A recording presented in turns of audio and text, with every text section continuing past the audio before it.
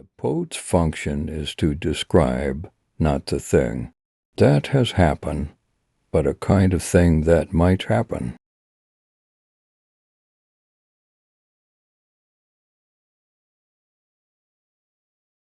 The plot, then, is the first principle and, as it were, the soul of a tragedy.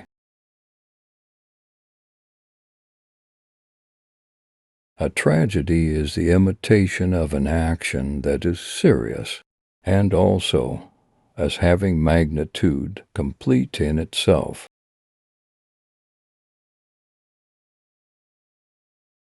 Tragedy, then, is an imitation of an action that is serious, complete, and of a certain magnitude.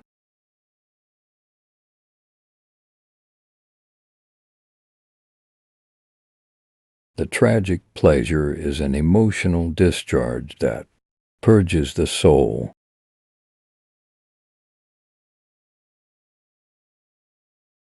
Poetry is a more philosophical and higher thing than history, for poetry tends to express the universal, history the particular.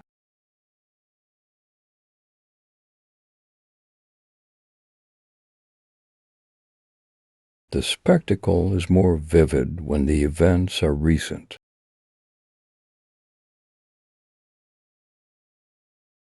Fear and pity may be aroused by spectacular means.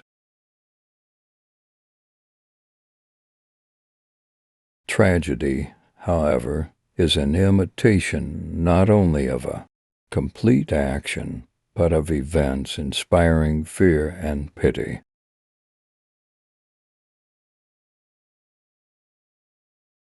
The aim of tragedy is to bring about a catharsis of the spectators.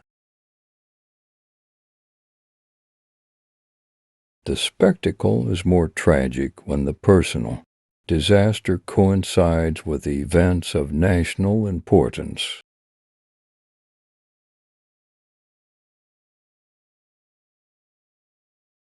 All human happiness or misery takes the form of action.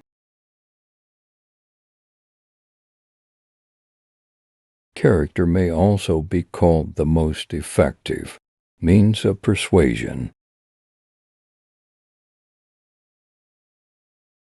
Character is what makes us believe a person to be that which he does.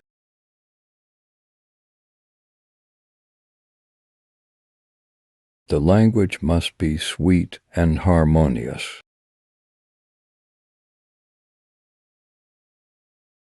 The discovery of a plot is like a knot that has been untied.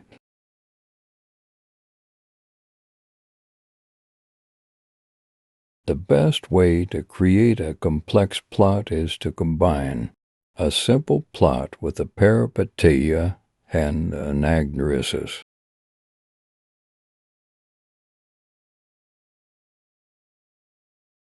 Diction, song, and spectacle are part of the structure of the tragedy.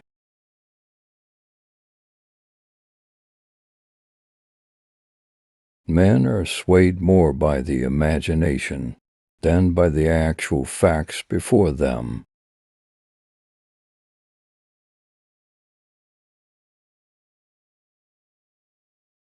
The end of art is to produce a certain effect upon the characters, namely, to purge their emotions.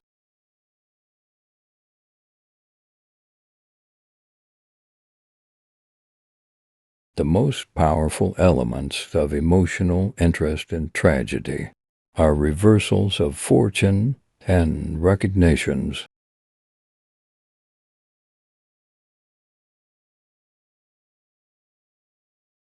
The measure of a man's character is the result of his active power.